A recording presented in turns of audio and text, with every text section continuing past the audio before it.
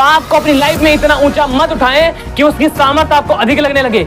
मसीह के लहू को, उसके जीवन को ऊंचा उठाएं जिसकी सामर्थ के आगे पाप की सामर्थ जीरो है।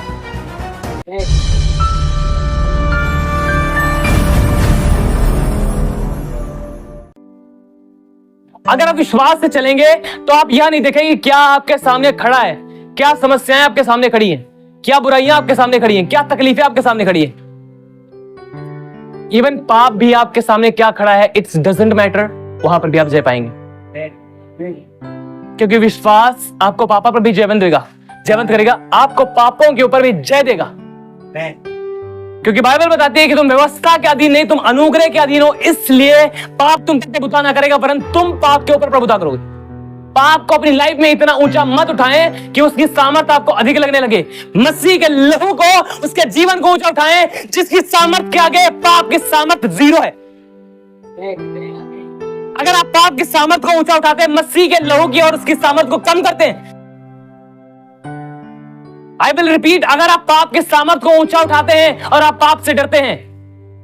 कुछ लोग इस तरह जीते हैं, पाप ना हो जाए, पाप ना हो जाए, पाप ना हो जाए। अरे है क्या पाप? मैं इसी तरह जीता हूं जो मैं आपको सिखा रहा हूं। है क्या पाप?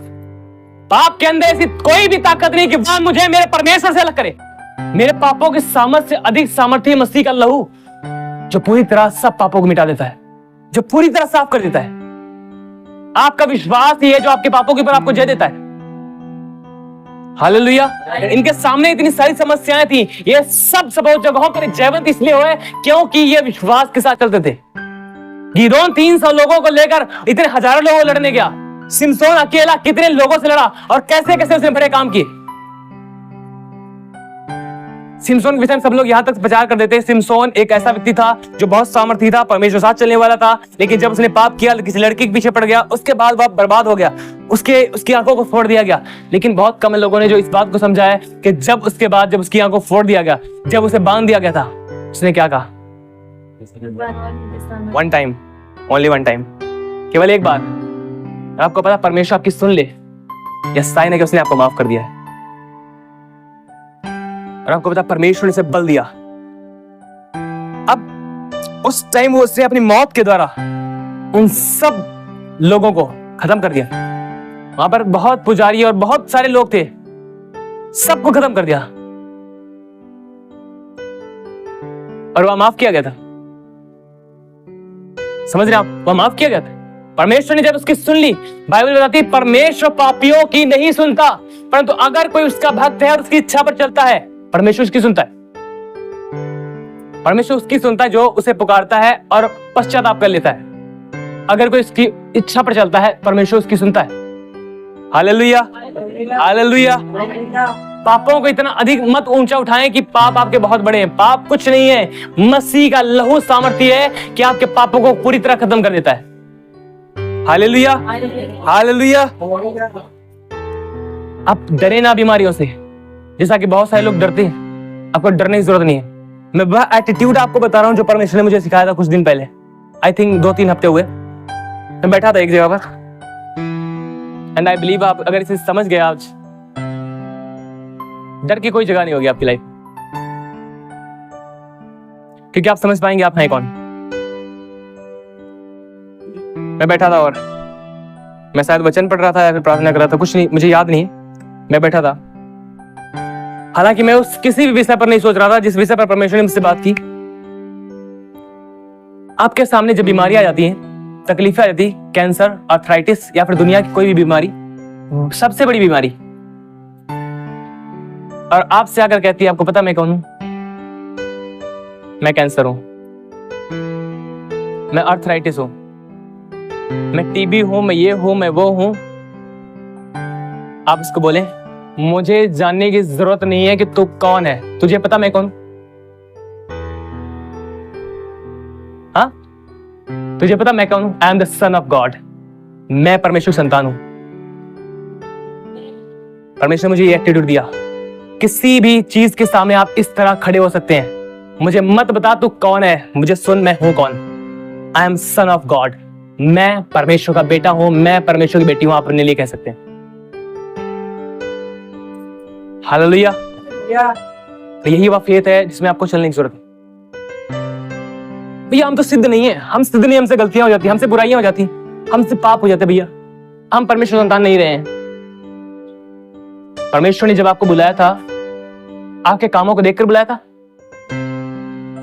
आपकी अच्छाइयों को देखकर बुलाया था, आपके अंदर अच्छे गुण देखकर बुलाया था। मैं आपसे कहना चाहता हूं, वह परमेश्वर नहीं हो सकता जो सिर्फ उन्हें उपयोग कर पाए जिनके अंदर अच्छाइयां थी।